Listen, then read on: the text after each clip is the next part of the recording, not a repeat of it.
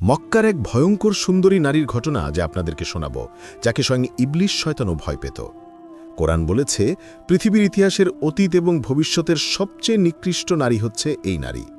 অথচ জেনে অবাক হবেন, এই নারী ছিলেন মক্কার অত্যন্ত ধনী এবং শক্তিশালী পরিবারের রমণী। তার একটা কথাতেই পুরো মক্কা শহর কেঁপে উঠত। কিন্তু এমন কি পাপ করেছিলেন যে আল্লাহ তাকে চিরস্থায়ী অভিশাপ দিলেন? আজ ইসলামের শত্রুদের বুঝতে হলে আগে আপনাকে এই নারীর চরিত্র বুঝতে হবে। জেনে রাখুন, ইসরায়েল থেকে শুরু করে পৃথিবীর বুকে থাকা সকল ইসলামিক শত্রুরা এই নারীর কৌশল ব্যবহার করছে এখনও পর্যন্ত।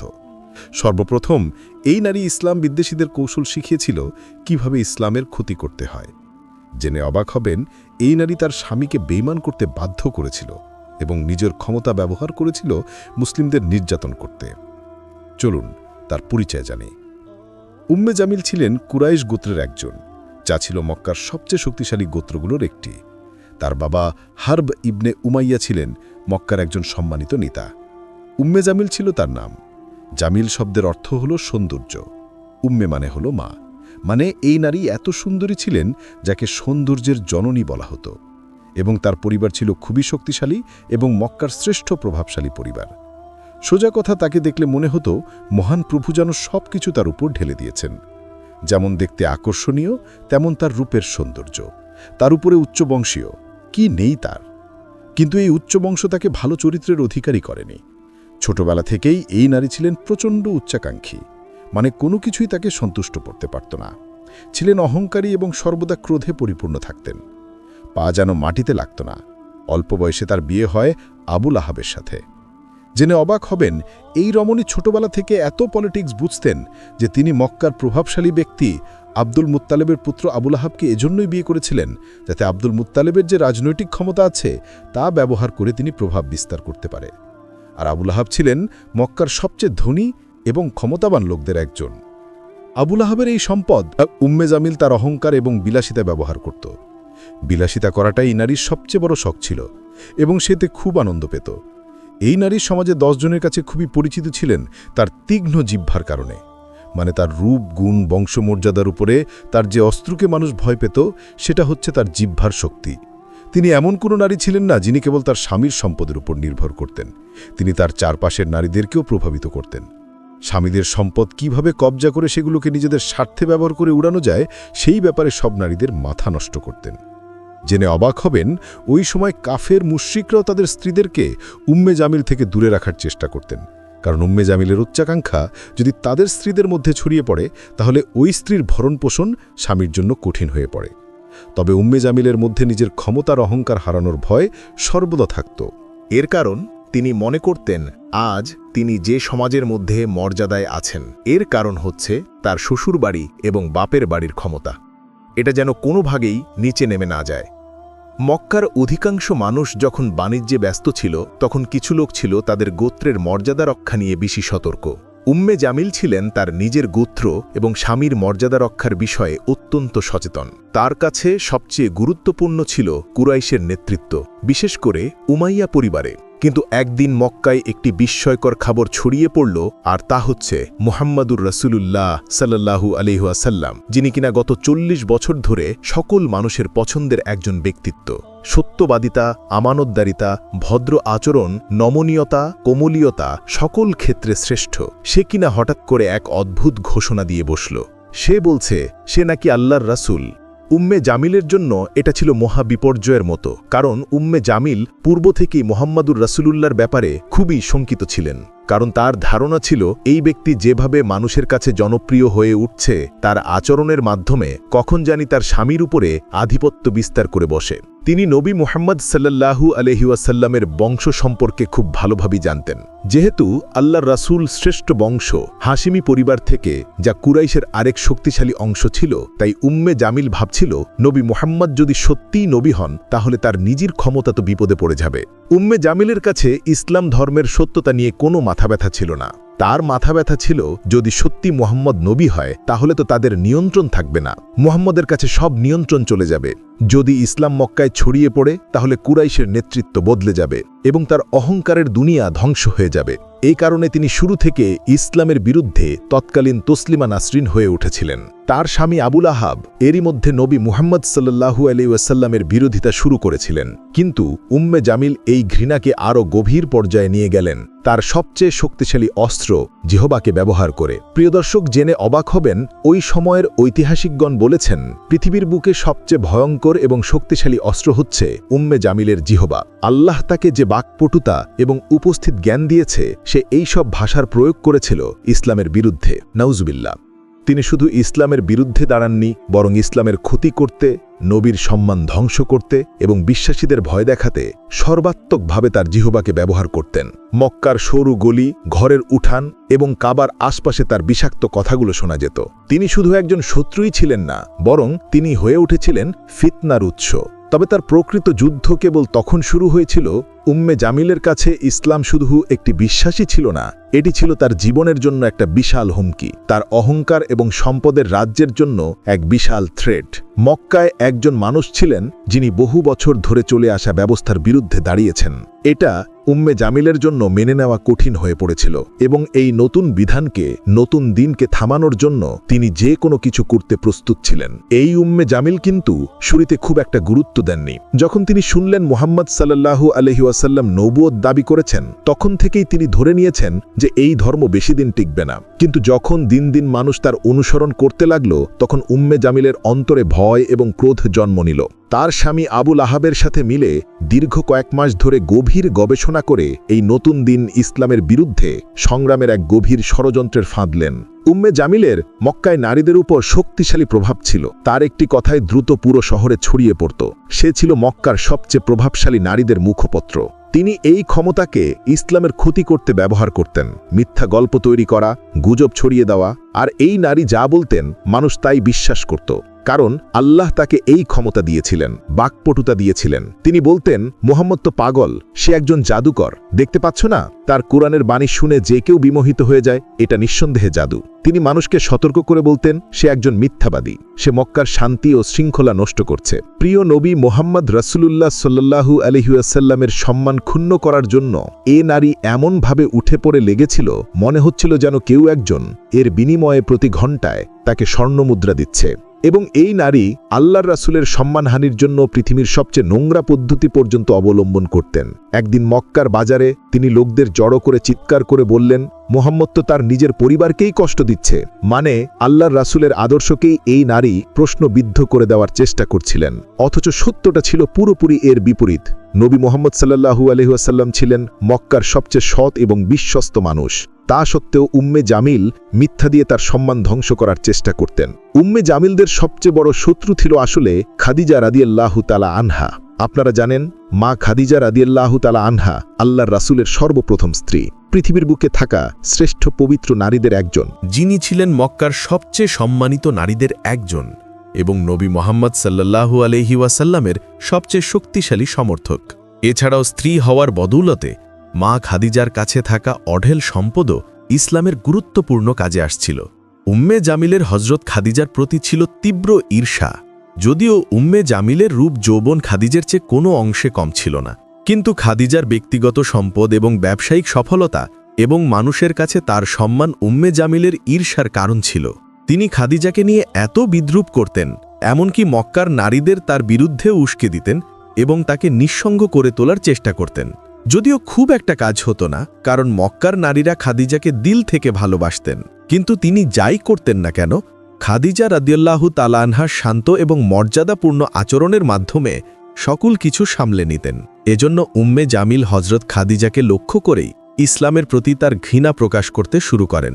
শুধু তাই নয়, মা খাদিজার সাথে যে সকল নারীরা ব্যবসায়িক কাজে দেখা করতেন, ওই নারীদেরকে গিয়ে হুমকি দিয়ে আসতেন উম্মে জামিল। বলতেন, তোমরা যদি তার সাথে দেখা করতে থাকো, তবে আমরা তোমাদের সমাজ থেকে বিচ্ছিন্ন করে দেব। কিন্তু হযরত খাদিজা রাদিয়াল্লাহু ধৈর্য ও দৃঢ়তার সাথে এই সব মিথ্যার মোকাবিলা করে গেছে। তার অন্তরে পৃথিবীর শ্রেষ্ঠ মানুষটির প্রতি ভালোবাসা এত বেশি ছিল, তা উম্মে জামিলের ক্রোধের চেয়ে কয়েকশো গুণ বড়। উম্মে জামিল শুধু কথার মধ্যে সীমাবদ্ধ থাকেননি, বরং তিনি ইসলামের প্রসার ঠেকানোর জন্য বাস্তবেও সর্বোচ্চ চেষ্টা করে যাচ্ছিলেন। তিনি নতুন মুসলিমদের ভয় দেখানোর পরিকল্পনা করতেন, যাতে তারা ইসলাম ত্যাগ করতে বাধ্য হয়। তিনি কুরাইশ নেতাদের মুসলমানদের উপর নির্যাতনের মাত্রা বাড়াতে উস্কানি দিতেন, নবী মোহাম্মদ সাল্লাল্লাহু আলাইহি ওয়াসাল্লামের চলার পথে তিনি পাথর ও কাঁটা বিছিয়ে রাখতেন যাতে তিনি আহত হয়। তিনি মানুষকে মুসলিমদের ব্যবসা ও সামাজিক জীবন থেকে বিচ্ছিন্ন করার জন্য উৎসাহিত করতেন। একদিন কাবার পাশে যখন নবী মোহাম্মদ সাল্লাল্লাহু আলাইহি ওয়াসাল্লাম নামাজ আদায় করছিলেন, আবু লাহাব ও উম্মে জামিল তাদের লোকদের আদেশ দিলেন নবীর উপর ময়লা আবর্জনা ছুঁড়ে মারার জন্য। কিন্তু যতই তারা চেষ্টা করতেন, মুসলিমদের সংখ্যা দিন দিন বেড়েই চলেছিল। এতে উম্মে জামিন আরও ক্রোধান্বিত হয়ে উঠলেন। তার কাছে মিথ্যার অপবাদ রটানোর পদ্ধতিটা যথেষ্ট মনে হচ্ছিল না। তিনি নবী মোহাম্মদ সাল্লাল্লাহু আলাইহি ওয়াসাল্লামকে হত্যার পরিকল্পনা পর্যন্ত করতে শুরু করলেন।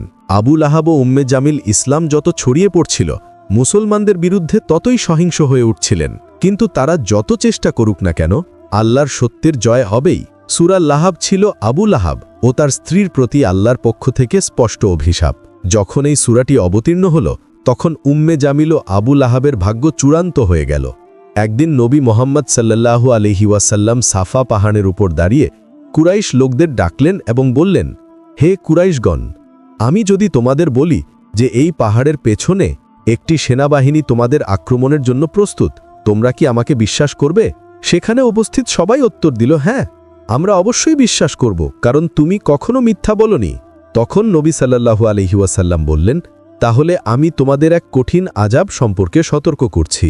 আল্লাহর রাসূল পরবর্তী কথাগুলো বলতে যাবেন, তার আগেই নীরবতা ভেঙে দিয়ে ইসলামের সবচেয়ে নিকৃষ্ট দুশমন আবু লাহাব ক্রোধে ক্রোধান্বিত হয়ে দাঁড়িয়ে চিৎকার করে বলল, এজন্যই কি তুই আমাদের ডেকেছিস? ধ্বংস হ তুই। এই বলে সে দ্রুত সে স্থান ত্যাগ করল ক্রোধের সাথে। তার এই কথায় আল্লাহর রাসূল খুব কষ্ট পেলেন। নবীর কষ্টে আল্লাহ তাআলা সূরা লাহাব নাজিল করলেন। মহান আল্লাহ পবিত্র কোরআনে বলেন, আবু লাহাবের হাত দুটো ধ্বংস হোক এবং সে নিজেও ধ্বংস হল। তার ধন সম্পদ এবং সে পুরো জীবনে যা উপার্জন করেছে তা তার কোনো কাজে আসবে না। শীঘ্রই সে প্রবেশ করবে লেলিহান আগুনে এবং তার স্ত্রী সেই আগুনের কাঠের বোঝা বহন করবে। উভয়ের গলায় থাকবে মজবুত পাকানো রশি। সূরা লাহাব। এই সূরা আবু লাহাব ও উম্মে জামিলের ভয়ঙ্কর পরিণতির ঘোষণা করে দিল। সবচেয়ে উল্লেখযোগ্য বিষয় ছিল যে কাঠের বোঝা বহন করার বাক্যাংশটি। এটি বোঝায় যে উম্মে জামিল নবীর পথে কাঁটা ও পাথর বিছিয়ে রাখতেন, তাকে কষ্ট দিতে চাইতেন, সেই সাথে আল্লাহর রাসূলকে হত্যার পরিকল্পনা করেও বারবার ব্যর্থ হচ্ছিলেন। এই দুষ্ট প্রকৃতির নারীর বিরুদ্ধে পবিত্র কোরআন যে ভাষায় কথাগুলো বলেছে তা ওই তৎকালীন সময়ের কাফের মুশরিকদের কাছেও খুবই আতঙ্কের কারণ হয়ে দাঁড়ায়। জেনে অবাক হবেন, এই সূরা নাজিল হবার পরে শুধু মুসলিমরা না, মক্কার কাফেররাও আবু লাহাব এবং তার স্ত্রীকে খুব ঘৃণার চোখে দেখতে লাগল। কারণ কোরআনের কথাগুলো এত ম্যাজিক্যাল ছিল যে মানুষ ব্যক্তিগত জীবনে আবু লাহাব এবং তার স্ত্রীকে যেভাবে জানত তার সাথে একেবারেই মিলে যাচ্ছিল। যাই হোক, এই সূরা তাদের জন্য মৃত্যুদণ্ডের সমতুল্য ছিল। এখন মক্কার মানুষজন মাঠে ঘাটে বাজারে আবু লাহাব এবং তার স্ত্রীর পরিণতি নিয়ে আলোচনা শুরু করতে লাগল পবিত্র কোরআনে তাদের ব্যাপারে সূরা আসার পর থেকে।